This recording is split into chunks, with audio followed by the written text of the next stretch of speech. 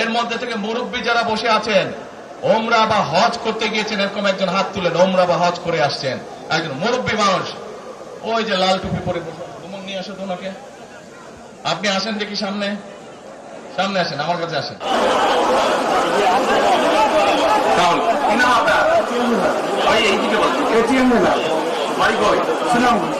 সুনামগঞ্জ। সুনামগঞ্জ কোথায়? এই সুনামগঞ্জের মানুষ আছে এখানে? এই লোক আপনাদের মানুষ? আচ্ছা, এখন বলেন কবে গেছিলেন আপনি? হজ না উমরা গেছিলেন? উমরাতে গেছি 16তে, হজে গেছেন 17। এখন আমাকে বলেন, আপনি তো উমরা হজ করে এসেছেন, সাথে যারা আপনি কাবা শরীফে গেছেন, কাবা শরীফের মালিককে জোরে বলেন। আল্লাহ। কাবা শরীফের মালিককে আল্লাহ। আল্লাহ। আমরা মুসলমান সবাই এই দিন দুনিয়ার আমরা যে পৃথিবী দেখি, এই পৃথিবীর মালিককে আল্লাহ। এই সূর্য নক্ষত্র যা দেখি তার মালিককে আল্লাহ। বেহেশতের মালিককে আল্লাহ। দোজখের মালিককে আল্লাহ। আচ্ছা, কারণে আপনি বসেন। আপনারা সকলেই সাক্ষী দিলেন দোজখের মালিক আল্লাহ, বেহেশতের মালিক আল্লাহ, এই পৃথিবীর মালিক আল্লাহ, কাবার মালিক আল্লাহ।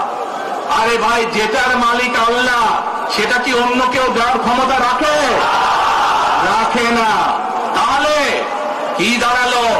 নির্বাচনের আগেই একটি দল এই দিব ওই দিব বলছে, টিকিট দিব বলছে না? যেটার মালিক মানুষ না, সেইটার কথা যদি সে বলে, এক সেরে কি করা হচ্ছে? হচ্ছে না?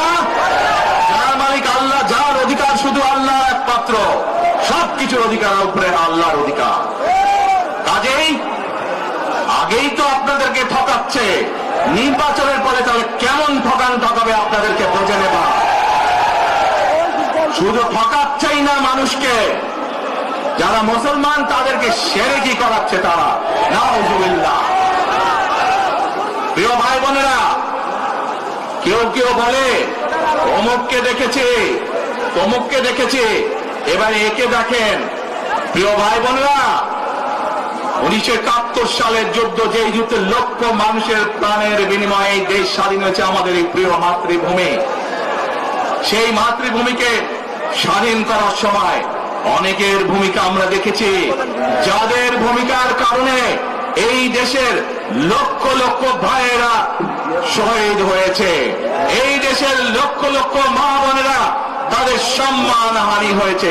কাজে তাদেরকে তো বাংলাদেশের মানুষের মধ্যে দেখেই নিয়েছে। এখন প্রিয় ভাই বোনেরা, এই কুফরির বিরুদ্ধে, এই হঠকারিতার বিরুদ্ধে, এই মিথ্যার বিরুদ্ধে আমাদেরকে ঐক্যবদ্ধ হতে হবে। আমাদেরকে ওই যে টেক ব্যাক বাংলাদেশে থাকতে হবে।